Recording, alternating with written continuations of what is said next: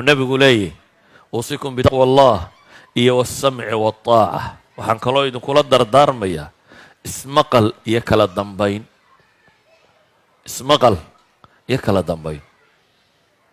nolosha jiritaankeeda bulsho iyo mujtamacu jira wuxuu ku xidhan yahay inay ismaqasho oo kala dambayso ummad kasta oo sifadaa weydaa way duntaa baaba'daa Soomaaliya dhibta ka taagani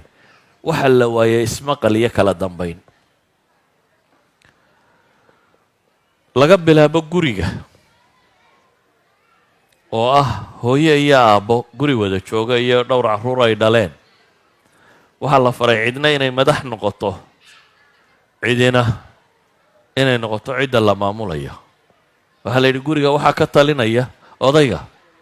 islaantana waxaa la faray taaca iyo dhallinyarada guriga joogtaba waxaa la faray taaca waa sida qura uu ku jiri karo hadday shirkad tahay hadday masaajid tahay hadday urur tahay hadday xisbi tahay hadday dowladnimo tahay nolosha dhammaanteed administration bay ku salaysantahay maamul bay ku salaysantahay maamulle ma jiro haddaanu madax iyo mijo kale lahayn dad wada simani maamul maaha waa inay madax iyo mijo kale leeyihin madaxnimana ma jirto haddaan la aqbalaynin madaxaan la dhegaysanaynin madax baad noo tahay waxna kaa dhegaysan mayno kuna yeeli mayno dee madaxnimo ma jirto nebigu markaa wuxuu yidhi waxaan idinkula dardaarmayaa ilaahay cabsidiisa iyo ismaqal iyo kala dambayn waxaa laga yaabaa dadka badhinay sidaahdaan ninkan madaxdaa malaadaaba ka caqli badan adaa ka fikrad wanaagsan laakiin nebigu wuxuu tilmaamay mar haddii madax laga dhigo mansiladaasi uu gaadho xataa almafduul ha ahaado faadilku inuu adeecayo saa awgeed buu nebigu wuxuu tilmaamayaa wain kaana cabdan xabashiya ninka maamulka haya xataa ha noqdo addoon xabashiya addoon xabashigu ma maagis la maagayaa maya may waxa weeyaan alaslu fi shariica maamulka sare ma qabtaba xor qof aan ahayni yacni addoon ma qabto haddana waxaa la leeyahay xataa hadduu maamulka noqdo addoon macnaha loo jeeda waa maxay ka idinku liitaa hadda hadduu noqdo maamulka laabud in kala dambayna ay jirto qofka ama waa in madaxnimada laga qaaday oo dee uu dhaadhacay ama hadduu madaxiya waa in la aqbalaa madax baa tay cidina ku yeeli mayso ma jirto waa madaxo anaa ka fariidsan ama anaa ka caqli badan wax jira maaha walidaalika waxaa asalkii wuxuu yahay xataa hadduu yahay buu nebigu leeyay kategorigii bulshadii carbeed addoomaha dadka la yidhaha soomaalidu inta badan markay addoonka maqasho waxay moodaa nin madow in loo jeedo addoonku waa qof laga xoog batoo la qabsaday waayadana waxaa laga yaabaa addoommihii ugu badnaayo joogi jiray inay dad cad ahaayeen dad tima ashqara leh ayaa la addoonsan jiro o lasoo qaban jiray idan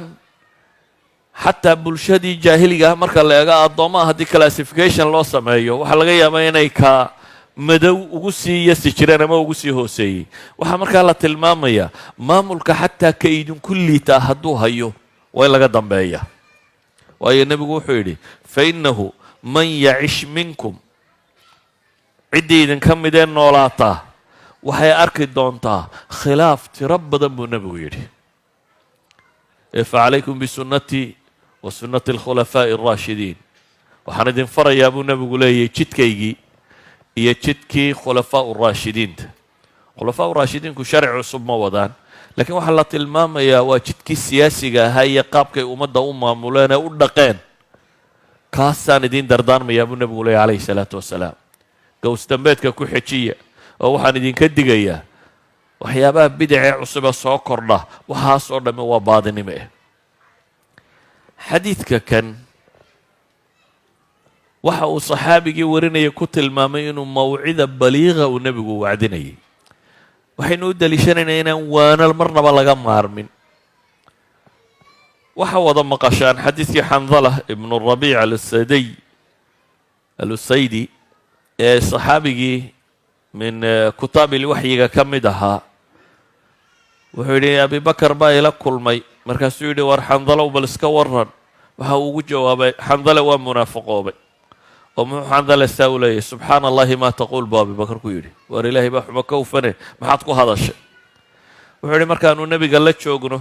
ee janno iyo naarta uu nagu wacdiyo waxaad moodaysa inaanu arkayna jannada iyo naarta markaanu ka baxnay guryaha iyagii meelahan tagnay iyo carruurtii iyo dumarkii iyo xagga kanna waxaad mooddaa inaanu ilownay. xadiidkani muxuu tilmaamayaa? wuxuu tilmaamayaa qofka mu'minkii marka la wacdiyo iyo marka uu suuqa iska joogo inaan isku dareen ahayn. saa daraaddeed inaanay qadiyaddu macluumaad ahayn, macluumaad baan maskaxda ku haystay ama aqoon baan lahay inaanay hayn, ee adigoo aqoon lebaad u baahantahay in lagu waaniyo. beraan riyaadu saalixiinka soo akhristay ama beraan anugu waan isku fillay, waad lumaysaa haddaad cidlo u baxdo. walidaalika qofka muslimkaahi kama maarmo inuu wacdi dhegaysto. saa ogeed baa layna yidhi minimum khudbad jimce waa inaad dhegaysataa usbuucii, faral laga dhigay.